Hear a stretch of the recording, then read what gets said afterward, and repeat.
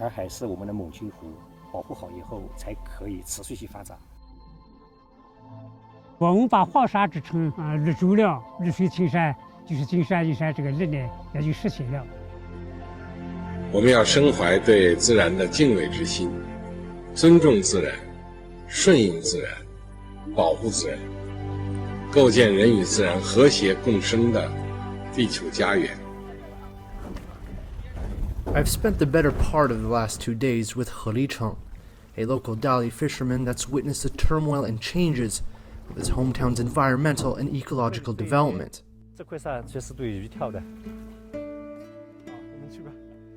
The 55-year-old has spent his entire life here, and as he tells me, problems began to emerge in the late 90s, when pollution and algae plagued the waters of Erhai Lake. To his dismay, environmental policies would result in him shutting down his fishing boats and ponds. 当时我建了这个鱼塘，花了我11年的这个心血。 Reflecting on his past, Mr. He recalls investing his family's entire income into a fishing boat and pond, an investment that eventually went to waste. 当时心里面很难过，因为我们毕竟是靠水吃水，我们的这个生计就成了问题。 Erhai Lake is China's 7th largest body of water, covering 250 square kilometers. Decades ago, more than 1 million people resided along the shorelines of the lake. Aside from traditional fishing, the serene environment pushed some of the residents to transform their homes into homestays, including Mr. He. His own guest house was opened in 2012, which made him an annual income of around $6,000. But as I learn more about his story, he tells me how despite the newfound business success, the tourism boom in fact led to even more environmental impacts. Speaking with Mr. He, I learned that the Chinese president has attached great importance to the protection of the waters here, which is drank and consumed by more than 800,000 locals. So I'm here outside of the home of Li Dechang. He's a local resident here in Dali. And as we enter this courtyard here, his home is on the shorelines of Erhai Lake. Just beyond this wall is that iconic lake that defines the town and city of Dali. But what makes this home special, especially this courtyard, is back in 2015, Chinese President Xi Jinping paid a visit to his home, of course, touring other parts of Dali, and his main message to people here was all about protecting the environment. He sat down here speaking with some of the local residents, checking in on them, seeing how their lives here are developing in Dali. 我跟省委书记、省长在你们洱海边上留了一张合影。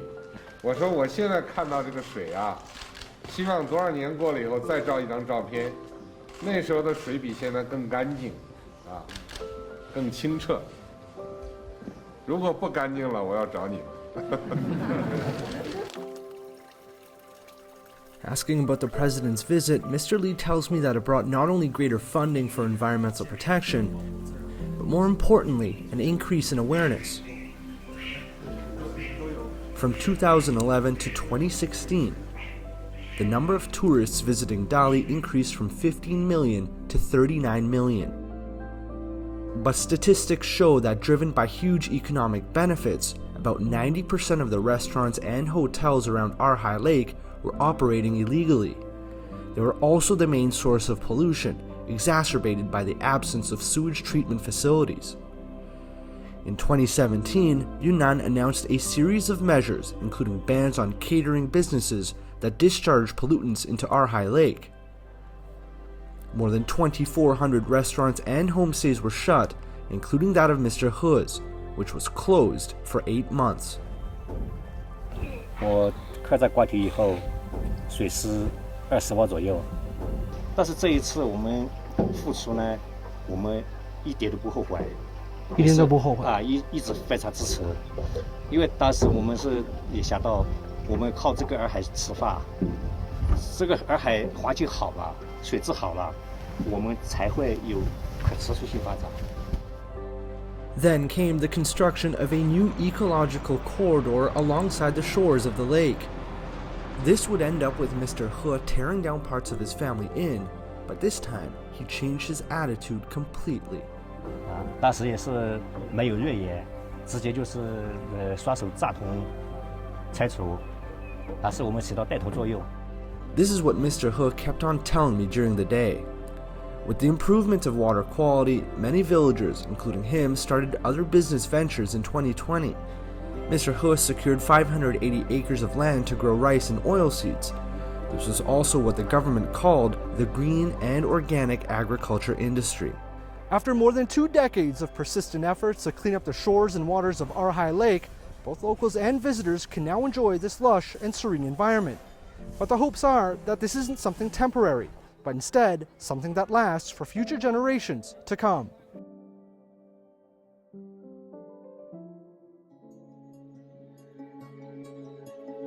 From the depths of Erhai Lake to China's arid northwest in Gansu province, I've come here to meet with a multi-generational group of people, families of farmers that have committed their entire lives to combating desertification across the Babusha Desert.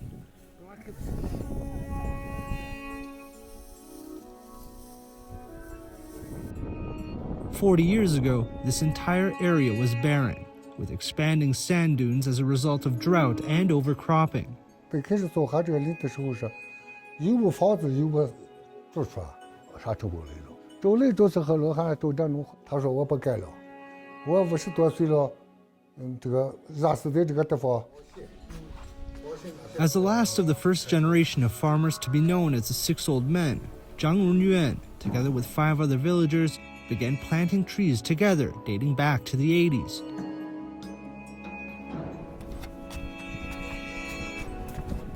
By the turn of the century, their shovels and hands would plant more than 10 million trees across 50 square kilometers of desert.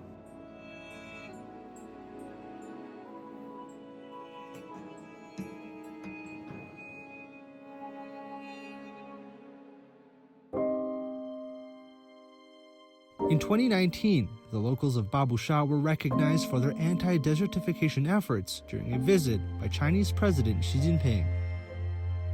总书记还拿出我们的开工人和我们的制裁杂志杀劳动，非常的感动。希望你们在这里再接再厉，再立新功，更上一层楼，把这个巴布沙呀，以及你们现在保护的地区的治理搞得很好。我没想到我们做了我们应该做的事情，他的工作那么忙，我咋打事那么多，能到这个沙湾湾来看望我们这些人。 It was right here where Chinese President Xi Jinping plowed through some of the soil, taking part in the desertification control measures here in Gansu province. And what the 6 old men have accomplished and continue to do over the past several generations resonates with what the Chinese president referred to as the Yugong spirit. The locals later told me that the spirit of Yugong, taken from Chinese folklore, refers to the tireless efforts of generations who aim to change the seemingly impossible and treacherous natural environment. As the 6 old men aged, they made a pact, a commitment that all of their families would carry on the arduous task of pushing back the desert. But Guo Wangang, a second-generation farmer, was reluctant in the beginning when his father passed the responsibility to him to maintain the greenery they had started.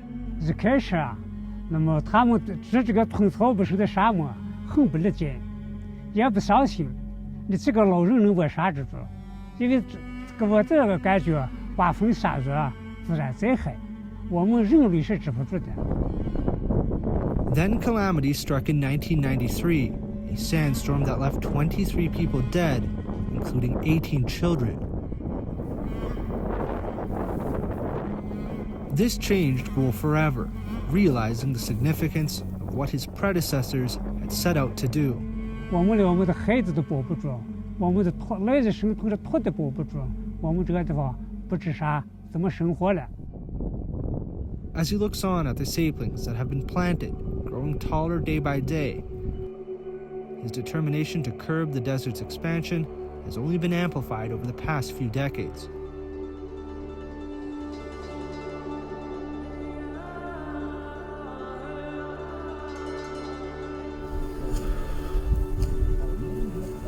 那么村子皮不毛枝的，对成村子的皮日周3年时间。Over a span of 38 years, 3 generations of the 6 old men have pushed back more than 2,000 hectares of sand and planted 30 million trees across the desert. Nearly 7,000 hectares of farmland has now been protected, with a green corridor now established to prevent further spread of the sand. So I've been speaking with Mr. Guo for this past hour or so. We've been sort of setting up these grass grids here to protect the sand from flying around, and from his experience, he's been doing this for 4 generations, 4 decades. Every day, 6:30 a.m. in the morning to 6:30 at night, maybe even longer. Not much in sight here in this desert, so they've been doing this for so long. 3 generations of different families, different farmers out here, all doing this to hopefully have some vegetation in the future, protect the spread of sand, and hopefully bring some more greenery and color to Babusha. I gotta keep going.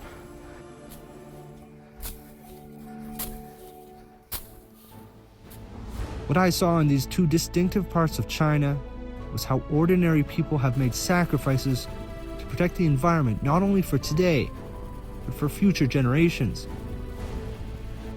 The country's top leadership recognized them as role models of environmental protection and has called for unremitting efforts to consolidate China's green ecological barriers. The dividends will perhaps bear fruit in years to come.